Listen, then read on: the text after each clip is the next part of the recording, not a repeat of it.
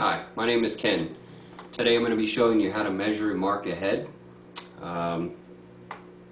using only two tools. You need a tape measure and a China marker. It would be nice to start off with a nice clean head, but as you can clearly see, our head today has been used and abused by our staff. There are only 4 points that you need to know or find on the patient in order to mark a head. It is the nasion, which is right there, basically the bridge of the nose. The onion, which is right there, which is basically at the end of the skull. It's a little bump just at the end of the skull. You run your finger down the back of the head until you feel that. It's also the preauricular creases, which are right here. Obviously they're located on both sides of the head because they're just at the end of the curvature of the ear. First thing you want to do is take your tape measure, and all measurements will be in centimeters. We're going to measure from the nasion all the way to the onion, and this figure is 32 centimeters. The first mark that you're going to make, you're going to take 10% of that mark, which is 3.2 centimeters. So you're going to come up 3.2 and make a line across the tape. And in the back of the head, come up 3.2 and again make a line across the tape. After you've made those two marks, try to let you see a little bit better here. This mark will be known as FPZ, and your mark in the back will be known as OZ. The measurement between the two is 25 centimeters. So what we're going to do is we're going to take half of 25 centimeters, which will be 12.5. Make a line again across the tape. And then between these 2 points, half of 12.5 is 6 1/4. So you're going to come up to 6 1/4 and mark across. And we're going to do the same for the back of the head. You're going to come up from OZ to right up here, which is now known as CZ. Mark across the tape at 6 1/4. The next step, you're going to measure from preauricular crease all the way across the top of the head to the other side, and we get 29 centimeters. Half of 29 is 14.5. And I'm making a mark just across the top, which is now known as CZ. In order to obtain a mark or a point on the head, you have to have two lines, basically an XY axis. The head is kind of marked out as a grid.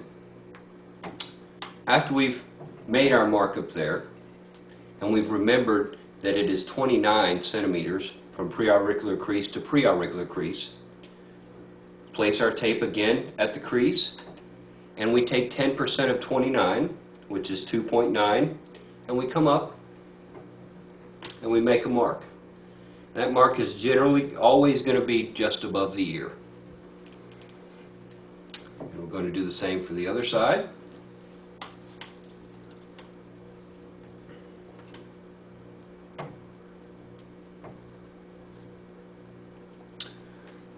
Next thing we're going to do is the two marks that you just made above the ear. Place your tape and measure between them. That measurement is 24 centimeters.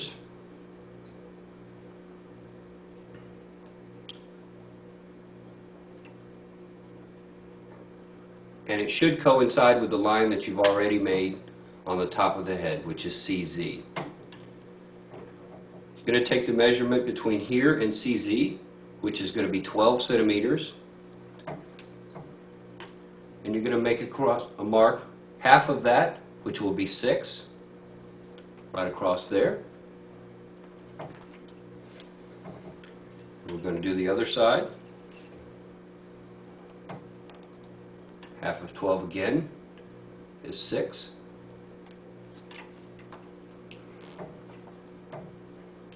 After you've made those marks, the next step is to do the circumference. And what you can do here is, so that you have a nice line to go by, you can look down the patient's nose and draw a line right across there, which again is FPZ. That way it gives you a marking point. Take your tape, bring it all the way around, making sure to pass through the OZ, which was in the back, and your lines to the side right here, just above the ears. That measurement is 46 centimeters. You're then going to take 10% of that, which is 4.6,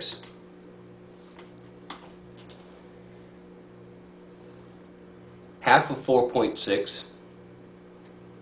is 2.3. So you want to put that just across the head, just like that.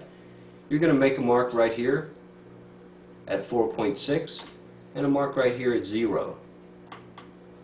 Those marks will be known as FP1 and FP2. As a rule of thumb, the odd numbers represent the left side of the head and the even numbers represent the right side of the head. After you've made that mark, you're going to take your tape and place it at FP1, and you're going to come across the line that you've made above the ear. The measurement that we came out with was 446, 10% of which is 4.6 centimeters. So then you're going to go over 4.6 and make a mark, again, through the tape. And you can actually slide the tape over, and from that mark, make another one, 4.6.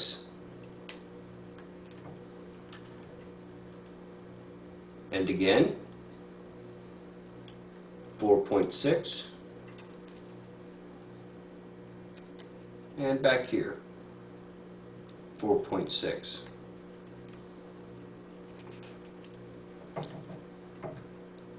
The only marks that you can assume on the head is an imaginary line all the way around.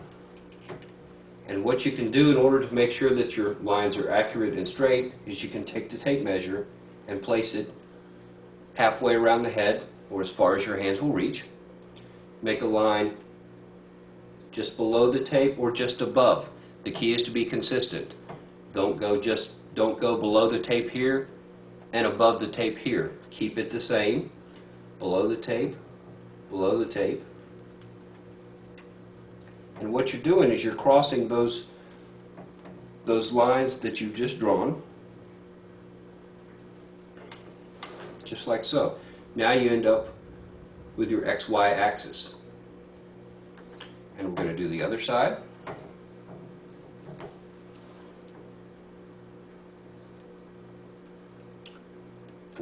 .6, 4.6,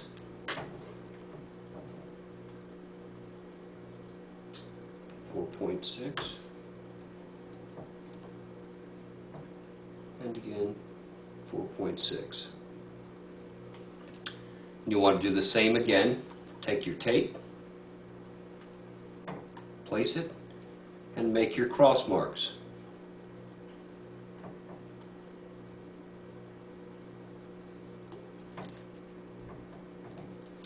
Now you can start to see a clear line all the way around the head.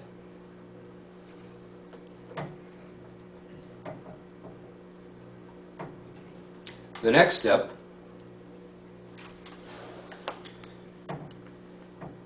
you can start at the front or the back. It doesn't really matter which part you start at, as long as you get them both done.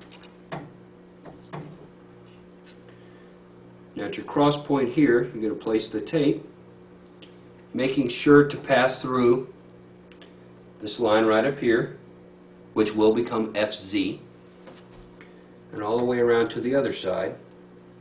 And our measurement is 20 centimeters, half of which is 10.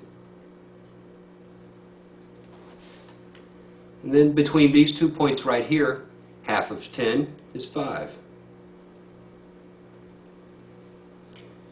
Do the same on the other side.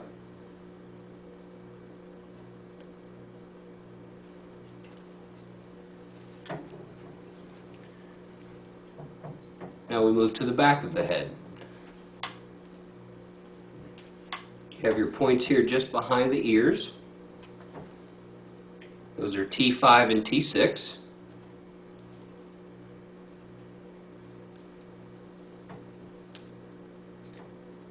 And again, we come up with 20 centimeters.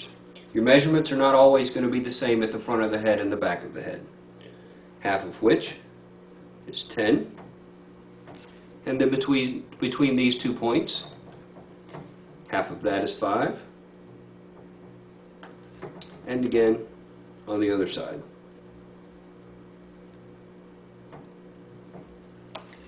The next step is to take your tape measure, and you start at the front of the head at FP1, and you go all the way across to the back of the head, which this is now known as O1. We have O1 and O2,